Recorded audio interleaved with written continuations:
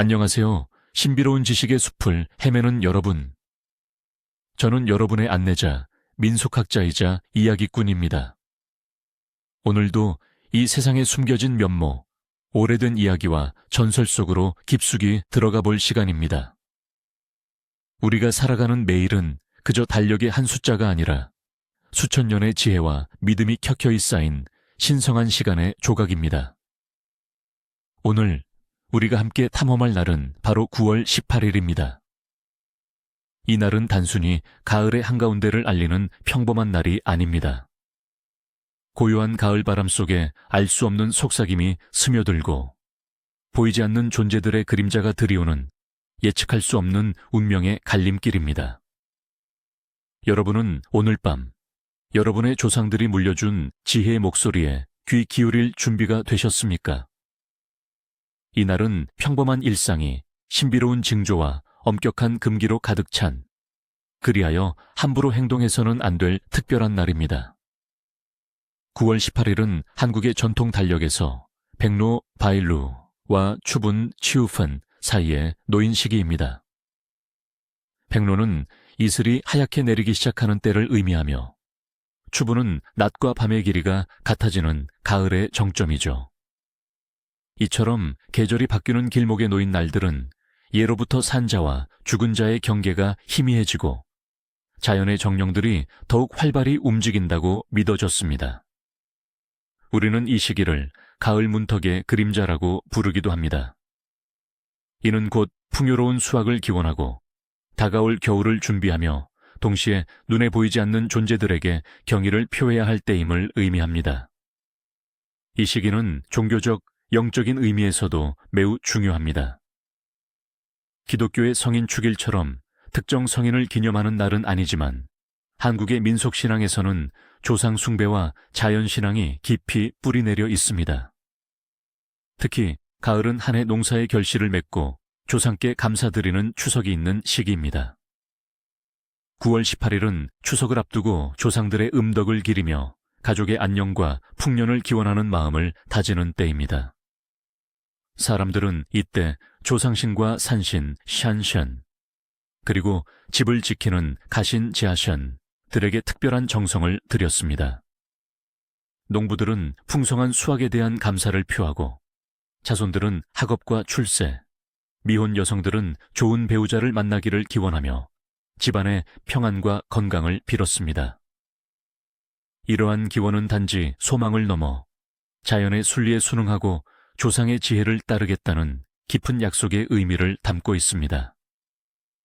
오랜 옛날부터 전해 내려오는 이러한 믿음은 삶의 매 순간이 우주와 연결되어 있다는 동양적 사유의 발현이며 오늘날까지도 우리 삶에 알게 모르게 영향을 미치고 있습니다.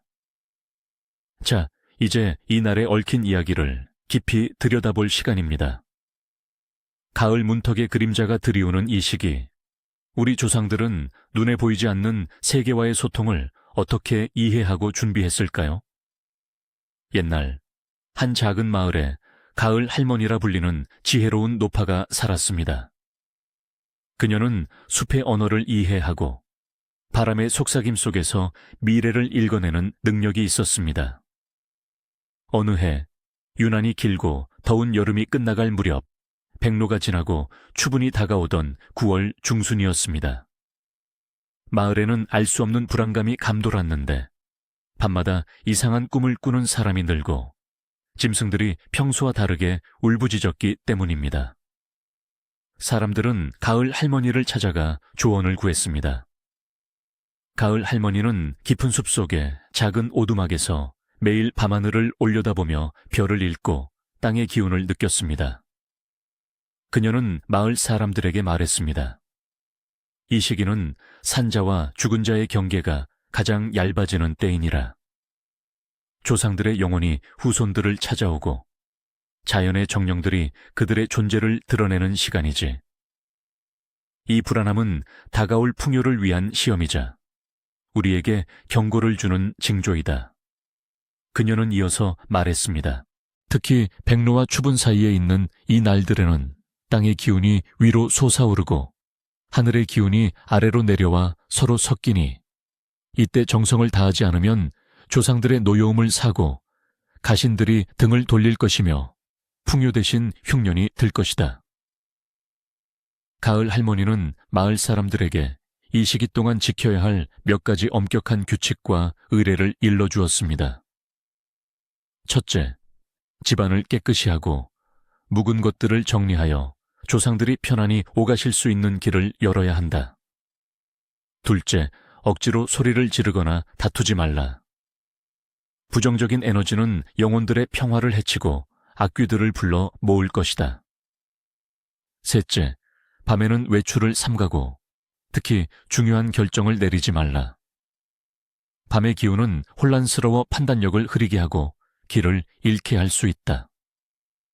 넷째, 한 해 농사에 감사하는 마음으로 정성껏 음식을 준비하고 조상들께 먼저 바쳐야 한다. 이러한 가르침을 들은 마을 사람들은 가을 할머니의 지혜를 따랐고 불안했던 마을에는 다시 평화가 찾아왔으며 그 해 가을은 유례없이 풍성한 수확을 거두었다고 합니다. 이 이야기는 9월 중순이라는 이 시기가 단순한 날짜가 아니라 조상과의 소통, 자연에 대한 경외심, 그리고 다가올 미래를 위한 준비가 필요한 신비로운 시간임을 우리에게 일깨워 줍니다. 이렇듯 9월 18일은 단순한 하루가 아니라 운명의 갈림길에 서 있는 날입니다. 이제 운명의 갈림길에 나타나는 다양한 징조들을 함께 살펴보겠습니다. 첫 번째, 민간에서 전해지는 징조들입니다. 날씨, 수학 관련 징조. 이른 아침 서리나 짙은 안개. 만약 이날 아침에 서리가 내리거나 유난히 짙은 안개가 낀다면 이는 다가오는 겨울이 몹시 춥고 길 것이라는 징조로 여겨집니다. 조상들은 안개 낀 날씨가 하늘과 땅 사이의 경계가 흐려져 영적인 기운이 강해지는 때라고 믿었기에 이런 날일수록 더욱 몸가짐을 조심했습니다. 동시에 농작물에 대한 우려도 깊어져 서둘러 수확을 마무리하고 겨울 대비를 시작하라는 자연의 경고이기도 합니다. 남쪽에서 불어오는 따뜻한 바람. 가을임에도 불구하고 남쪽에서 따뜻한 바람이 불어온다면 이는 이상 기후의 징조일 수도 있지만 동시에 뜻밖의 좋은 소식이 오거나 먼 곳에서 귀한 손님이 찾아올 길조로 해석됩니다. 따뜻한 바람은 온화하고 긍정적인 기운을 가져다 준다고 믿었기 때문입니다. 갑작스러운 소나기.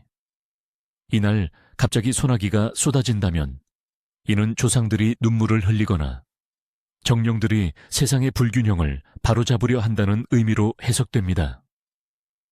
소나기는 집안의 묵은 나쁜 기운을 씻어내어 정화하는 역할을 한다고도 보며 이후에는 맑고 좋은 기운이 들어올 것이라는 긍정적인 징조로 여기기도 합니다. 맑고 푸른 하늘에 뭉게구름. 하루 종일 맑고 드높은 가을 하늘에 뭉게구름이 두둥실 떠 있다면 한 해 농사가 풍년이 들고 가족 모두가 평안할 것이라는 더할 나위 없이 좋은 징조입니다. 이런 날은 마음을 편안히 하고 감사하는 마음을 가지면 더욱 큰 복을 부른다고 믿었습니다.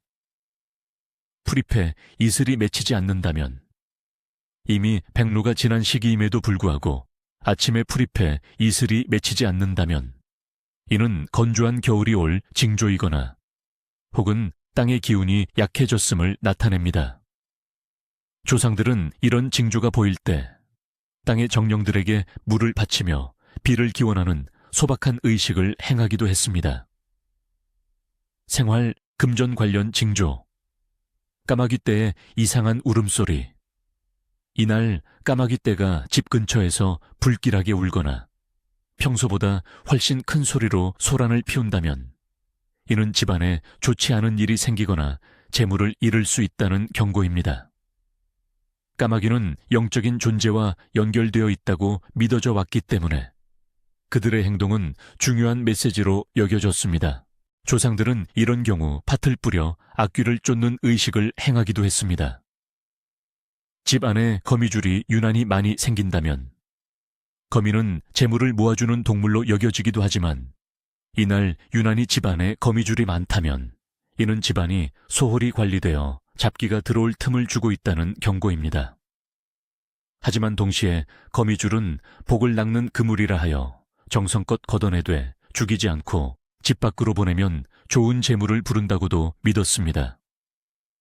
돈을 주었을 때 이날 뜻밖의 길에서 돈을 줍는다면 이는 행운의 징조입니다.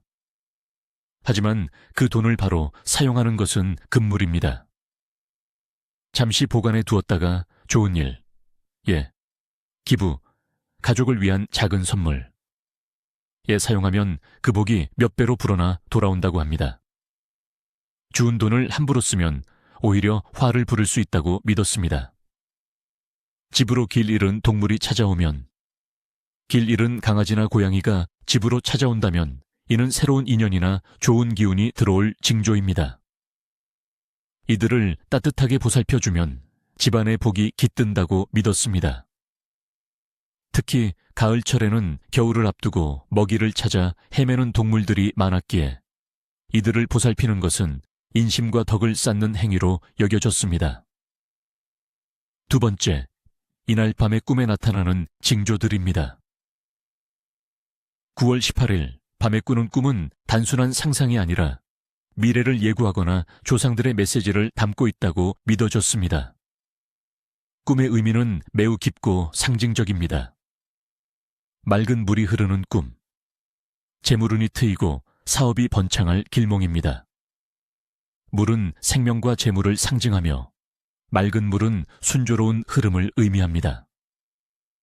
깨끗한 물에서 목욕을 하거나 물을 마시는 꿈은 특히 건강과 정신적 평화를 예고합니다. 하늘을 나는 꿈, 현재의 어려움을 극복하고 새로운 기회를 맞이할 것을 암시합니다. 자신의 능력을 마음껏 펼칠 수 있는 기회가 찾아올 것입니다. 이는 자유와 해방, 그리고 성공적인 도약을 의미합니다. 조상이 나타나는 꿈, 조상이 따뜻한 미소를 짓거나 조언을 해주는 꿈은 좋은 일이 생길 길몽이며 조상의 도움을 받을 수 있음을 나타냅니다. 하지만 조상이 근심스러운 표정을 짓거나 화를 낸다면 이는 어떤 경고이거나 조상들의 뜻을 거스르고 있음을 의미하니 자신의 행동을 되돌아봐야 합니다. 특히 조상이 음식을 주거나 함께 식사하는 꿈은 큰 복이 들어올 징조입니다. 뱀이나 구렁이가 집 안으로 들어오는 꿈, 뱀은 재물, 지혜, 혹은 태몽을 상징합니다. 집 안으로 들어오는 뱀은 재물이 들어오거나 귀한 자손이 생길 길몽입니다. 뱀의 크기가 클수록 들어올 복도 크다고 해석됩니다. 그러나 뱀에게 물려 고통스러워하는 꿈은 건강이나 재물에 손실이 있을 수 있다는 경고일 수 있습니다. 가을 열매를 수확하는 꿈, 노력의 결실을 맺고 큰 성공을 거둘 길몽입니다. 특히 탐스러운 감, 밤, 발 등을 수확하는 꿈은 사업 성공, 재물 축적, 자손 번창을 의미합니다. 떨어진 열매를 줍는 꿈은 예상치 못한 횡재를 의미하기도 합니다. 세 번째, 이날 태어난 사람들의 운명입니다.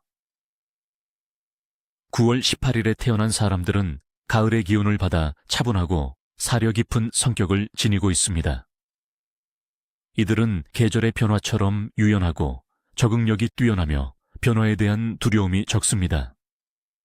자연의 순리를 이해하는 통찰력을 가지고 있어 복잡한 문제의 본질을 꿰뚫어 보는 능력이 있습니다. 또한 내면적으로 강한 예술적 감각과 감수성을 지니고 있으며 타인의 감정을 잘 헤아릴 줄 아는 따뜻한 마음을 가지고 있습니다. 때로는 다소 고독을 즐기거나 깊은 사색에 잠기는 경향이 있지만 이는 이들이 지닌 깊이 있는 지혜와 현명함의 원천이 됩니다. 가을의 결실처럼 이들은 노력한 만큼 풍성한 결과를 얻을 수 있는 잠재력을 지니고 있으며 특히 중년 이후에 큰 성공을 거두는 경우가 많습니다. 다만 지나치게 완벽을 추구하거나 타인의 시선에 예민하게 반응하는 경향이 있어 마음의 여유를 가지고 스스로를 믿는 연습이 필요합니다. 네 번째, 이날의 이른바 이름날 이멘인키입니다. 한국 전통 문화에는 서양의 성인 축일과 같은 개념의 이름날은 존재하지 않습니다. 하지만 우리는 특정 시기에 어울리는 이름이나 덕목을 상징하는 이름을 통해 그날의 의미를 되새겨 볼 수 있습니다. 9월 18일, 가을의 문턱에서 우리는 지혜와 풍요를 상징하는 이름들을 생각해 볼 수 있습니다. 예를 들어 지혜칠화의 지혜는 깊이 있는 사고와 현명한 판단력을 의미하며 가을의 결실처럼 성숙한 깨달음을 주는 이름입니다. 혹은 가을처럼 계절 그 자체를 담아 자연의 순리와 조화를 상징하는 이름도 좋습니다. 이날에 지혜라는 이름을 가진 이는 주변 사람들에게 언제나 현명한 조언을 해주고 어려운 상황에서도 침착하게 해결책을 찾아내는 타고난 리더의 자질을 가지고 태어났다고 볼 수 있습니다.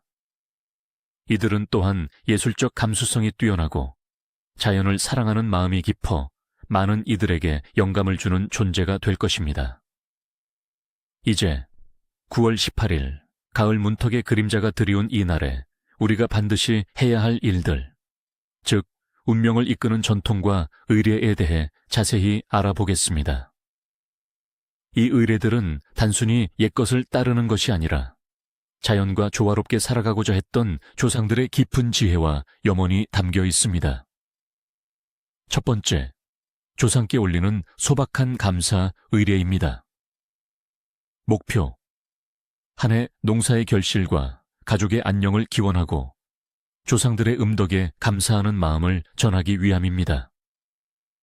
필요한 것, 깨끗한 물 한 그릇, 정성껏 깎은 제철 과일, 사과, 배, 감 등 한두 개, 새로 수확한 햅쌀로 지은 밥 한 작은 그릇. 시기 및 방법, 해가 지기 전, 저녁 식사 전에 행합니다.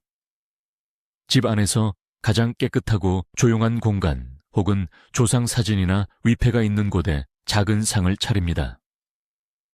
준비된 물, 과일, 밥을 정갈하게 올립니다. 가족 모두가 함께 혹은 혼자서라도 공손한 자세로 2번 절을 합니다. 이때 절을 하면서 마음속으로 조상께 감사의 인사를 전하고 가족의 건강과 평안을 기원합니다. 기원문, 예시. 하늘에 계신 조상님, 저희 후손들이 정성껏 마련한 작은 상을 받아주옵소서. 한 해 동안 저희를 보살펴 주시고 풍성한 결실을 허락해 주심에 깊이 감사드립니다. 저희 가족 모두가 건강하고 화목하며 지혜롭게 살아가도록 보살펴 주시옵소서. 의례 후, 올렸던 물은 집안 화분이나 마당에 뿌리고 과일과 밥은 가족들이 함께 나누어 먹습니다. 이는 조상들의 복을 함께 나누고 흡수하는 의미를 담고 있습니다. 두 번째, 집안의 부정 막고 복을 부르는 소금 정화 의식입니다.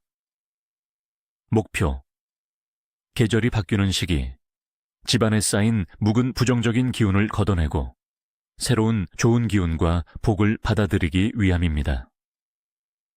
필요한 것, 깨끗한 천일염 한 줌, 작은 그릇 3개, 집 안을 돌아다닐 수 있는 작은 손잡이 달린 그릇 또는 종이컵. 시기 및 방법, 저녁 식사 후 잠자리에 들기 전에 행합니다. 천일염을 작은 그릇 3개에 나누어 담아 현관문 안쪽 화장실, 주방의 구석진 곳에 각각 놓습니다. 그리고 남은 소금 한 줌을 작은 손잡이 그릇이나 종이컵에 담아 집안의 모든 방을 시계 방향으로 천천히 돌면서 구석구석에 조금씩 뿌립니다. 뿌릴 때마다 아구는 나가고 복은 들어와라라고 속으로 되뇌입니다.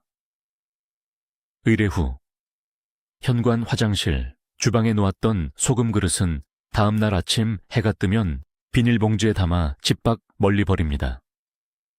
집 안에 뿌렸던 소금은 다음 날 아침 깨끗이 쓸어 담아 마찬가지로 집 밖 쓰레기통에 버립니다. 소금이 집안의 나쁜 기운을 흡수했다고 믿기 때문에 절대 집 안에 두어서는 안 됩니다. 세 번째, 자연의 정령과 소통하는 작은 재물 올리기입니다.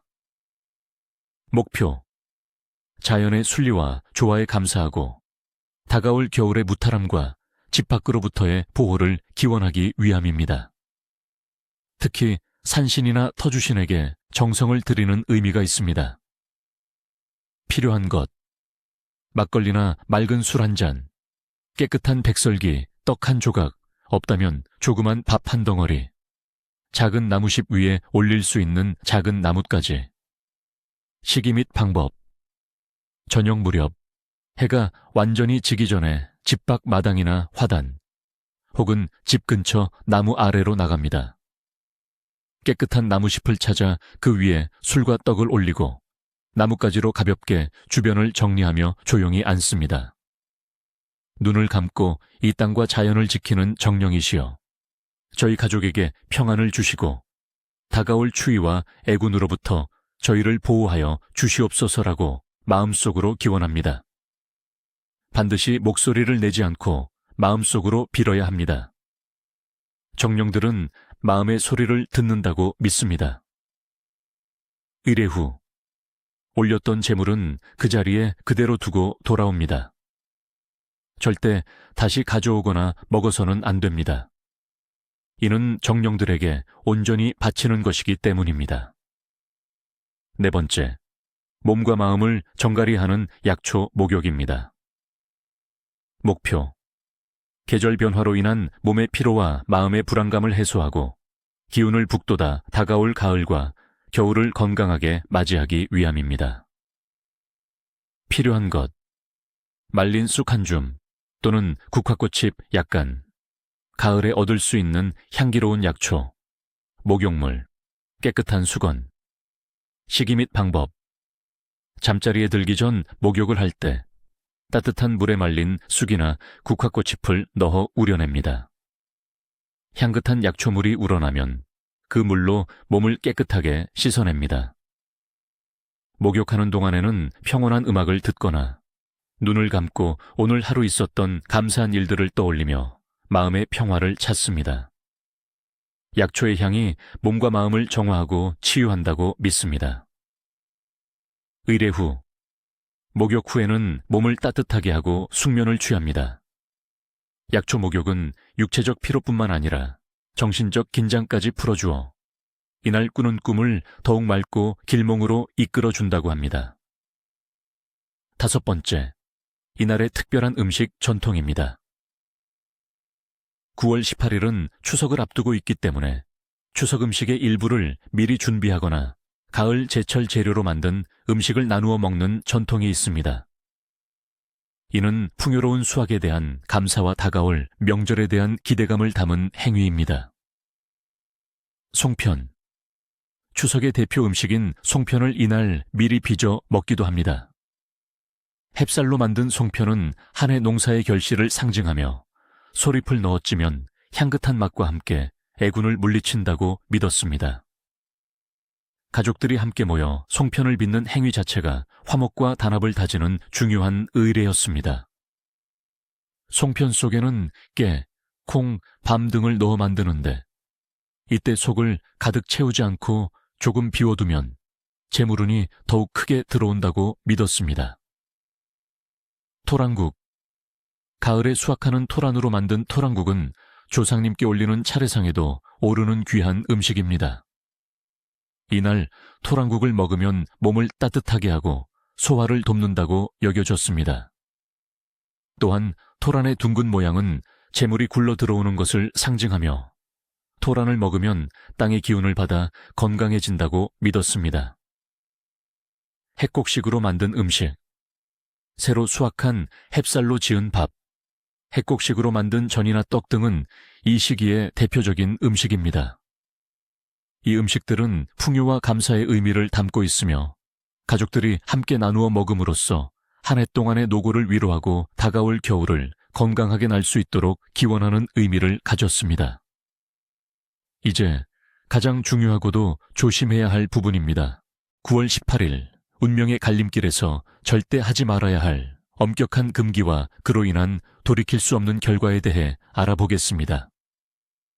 이 금기들은 단순한 미신이 아니라 자연의 순리와 조상의 지혜를 거스르지 않으려는 깊은 경외심에서 비롯된 것입니다. 이를 어기면 큰 화를 불러올 수 있으니 각별히 유의해야 합니다. 1. 밤늦게 빨래를 하거나 머리를 감는 행위. 금기 이유. 해가 진 후 물을 사용해 옷을 빨거나 머리를 감으면 물에 깃든 밤의 차가운 기운이 복을 씻어내리고 귀신이 옷이나 머리카락에 붙어 집 안으로 들어올 수 있다고 믿었습니다. 특히 밤늦게 물을 흥건히 쓰는 행위는 집안에 재물운을 물처럼 흘려보내는 것이라 여겨졌습니다. 결과 재물이 새나가고 가족의 건강을 해치며 불길한 기운이 집안에 감돌아 불화가 끊이지 않을 수 있습니다.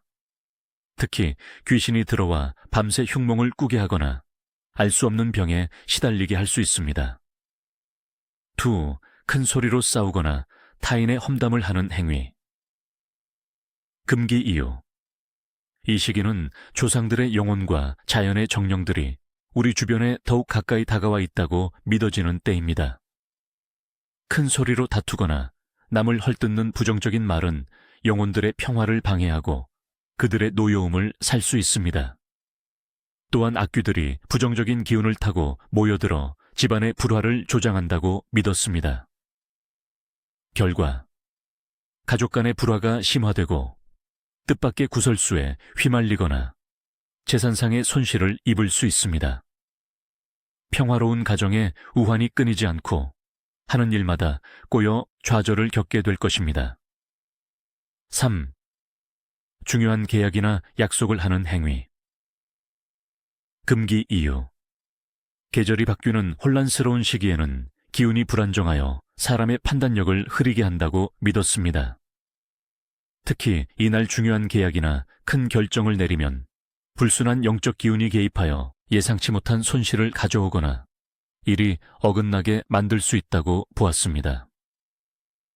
결과 맺은 계약이 파기되거나 사기를 당할 수 있으며 중요한 약속은 틀어지고 사람들과의 관계가 멀어질 수 있습니다. 재물 손실은 물론 명예까지 실추될 수 있으니 신중해야 합니다. 4. 밤늦게 손톱이나 발톱을 깎는 행위. 금기 이유. 손톱과 발톱은 몸의 일부이자 영적인 기운과 연결되어 있다고 여겨졌습니다. 밤늦게 깎으면 영혼을 훼손하거나 밤에 활동하는 잡기들이 깎인 손톱, 발톱을 가져가 불길한 주술에 사용하거나 혹은 그 기운을 이용하여 자신에게 해를 끼칠 수 있다고 믿었습니다. 또한 부모님의 수명을 깎는다는 미신도 있었습니다. 결과 알 수 없는 병에 시달리거나 가족 중에 건강을 해치는 이가 생길 수 있습니다. 재물이 모이지 않고 뜻하지 않은 사고를 겪을 수도 있습니다. 5. 돈을 함부로 쓰거나 낭비하는 행위. 금기 이유. 이날은 풍요를 기원하고 감사를 드리는 시기입니다. 돈을 낭비하거나 함부로 쓰는 행위는 재물의 신을 노엽게 하고 한 해 동안의 수고를 부정하는 것으로 여겨졌습니다. 특히 불필요한 지출은 재물의 기운을 흐트러뜨려 복이 들어오는 것을 막는다고 믿었습니다. 결과 재물운이 급격히 나빠지고 돈이 모이지 않으며 예상치 못한 지출로 인해 경제적인 어려움에 처할 수 있습니다. 빚이 늘어나거나 가난이 찾아올 수 있으니 주의해야 합니다. 집안의 묵은 쓰레기를 밤에 내다버리는 행위. 금기 이유. 밤에 쓰레기를 버리는 행위는 집안의 복을 함께 버리는 것으로 여겨졌습니다.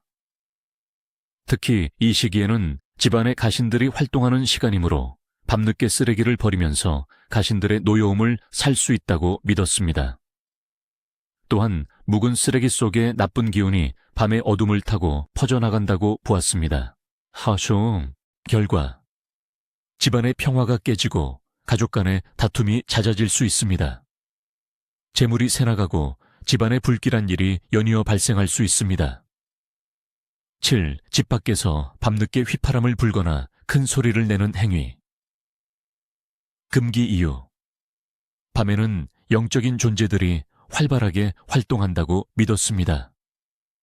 밤늦게 휘파람을 불거나 불필요하게 큰 소리를 내면 떠도는 잡귀들을 불러 모으거나 잠들어 있는 정령들을 깨워 화를 자초할 수 있다고 여겨졌습니다. 특히 휘파람 소리는 귀신을 유혹하는 소리로 인식되었습니다. 결과 알 수 없는 사고를 당하거나 귀신에 홀려 길을 잃을 수 있습니다. 불운이 따르고 이유 없는 병에 시달리게 될 수도 있습니다. 8. 동물을 학대하거나 함부로 다루는 행위. 금기 이유. 동물은 자연의 일부이자 정령의 사자, 실제로 여겨지기도 했습니다.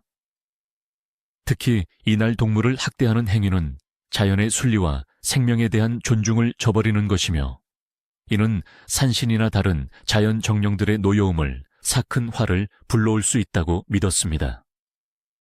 불쌍한 동물을 외면하는 것도 좋지 않다고 보았습니다. 결과 뜻밖의 불행이나 재앙이 닥치고 가정에 우환이 생길 수 있습니다. 병에 걸리거나 가족 중에 큰 사고를 당하는 일이 발생할 수도 있습니다. 오늘 우리는 9월 18일 가을 문턱의 신비로운 의미와 함께 운명의 갈림길에서 우리가 어떻게 행동해야 할지에 대해 깊이 탐험했습니다. 옛 조상들의 지혜는 단순한 미신이 아니라 자연과 더불어 살아가며 삶의 균형을 찾으려 했던 깊은 통찰입니다. 이 지혜를 통해 우리는 미래를 예측하고 불운을 피하며 행복과 번영을 불러올 수 있습니다. 이 영상이 여러분의 삶에 작은 지혜의 빛을 더하고 보이지 않는 세계에 대한 이해를 넓히는 데 도움이 되었기를 바랍니다. 다음 시간에도 더욱 흥미로운 이야기로 여러분을 찾아뵙겠습니다. 그때까지 자연의 섭리에 순응하고 조상들의 지혜를 기억하며 평안하시길 바랍니다. 안녕히 계세요.